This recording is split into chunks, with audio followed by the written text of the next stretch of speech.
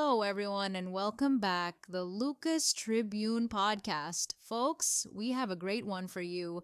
Modern activism seems to be all about the Instagram moment, but here's something that might surprise you. Studies show that viral protest photos actually decrease long term engagement by 23% compared to sustained grassroots organizing efforts. That's such a fascinating statistic. And it really challenges our assumptions about what makes activism effective in the digital age. You know what's even more interesting?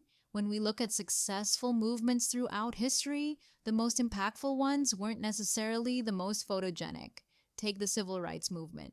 While we all remember those powerful images from the March on Washington, it was actually the years of careful legal work and community organizing that created lasting change. Hmm, that makes me think about how we measure success in modern activism. Are we focusing too much on likes and shares? Well, recent data suggests exactly that. A 2025 study found that movements focusing on social media presence without strong ground operations had a 76% failure rate in achieving their stated policy goals. But here's where it gets interesting. Movements that combined strategic visual campaigns with sustained organizing efforts were 3 times more likely to succeed. So, what does that mean for activists trying to navigate this landscape today? Let me share something fascinating I discovered. Successful movements typically follow what researchers call the 40-40-20 rule: 40% community organizing, 40% policy work, and only 20% public facing campaign elements. Yet most new movements spend up to 80% of their resources on visual campaigns and social media.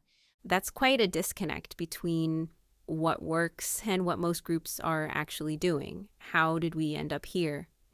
Well, social media has fundamentally changed the game.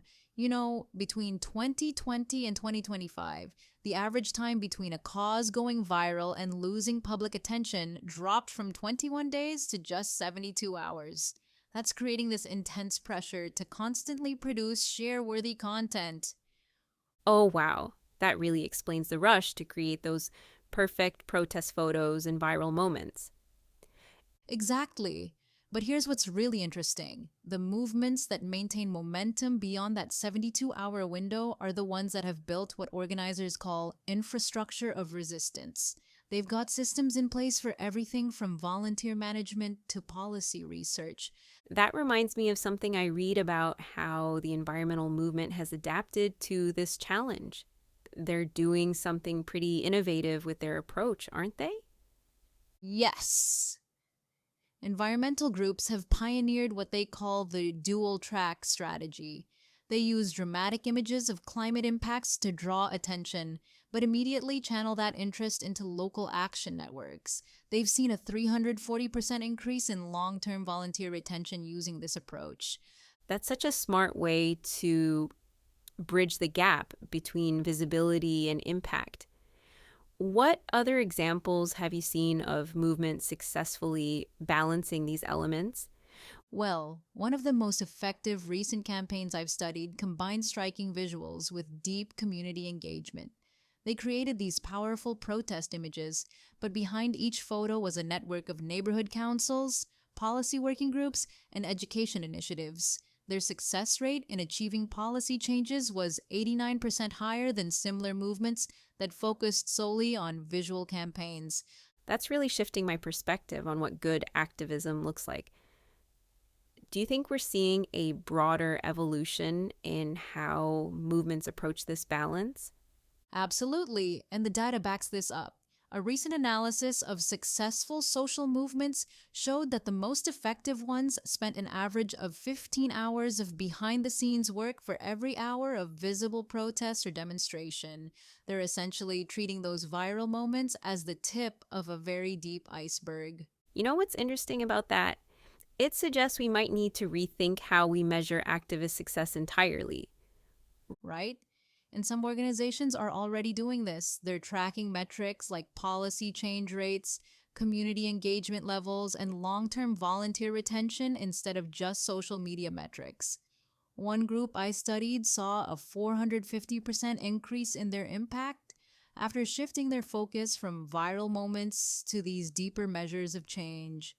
That must require a pretty significant shift in how organizations communicate with their supporters, too. It does, and here's what's fascinating about that. Movements that are transparent about the slow, unglamorous nature of change actually retain supporters longer.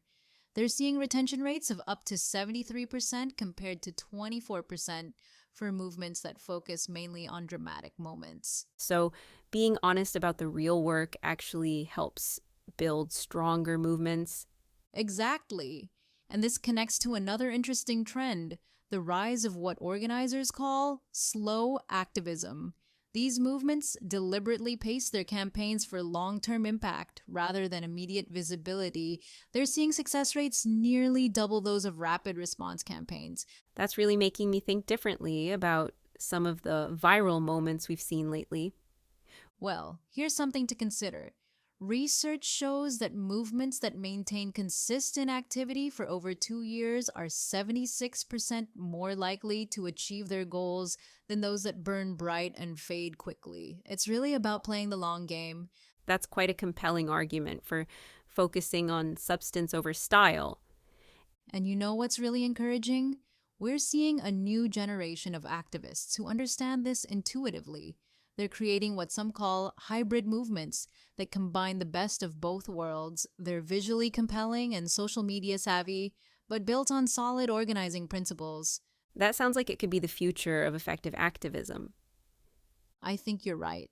The data suggests we're entering a new phase where movements are more sophisticated about how they use visual elements and social media, not as ends in themselves, but as tools in a broader strategy for creating real, lasting change. And that's what activism has always been about at its core.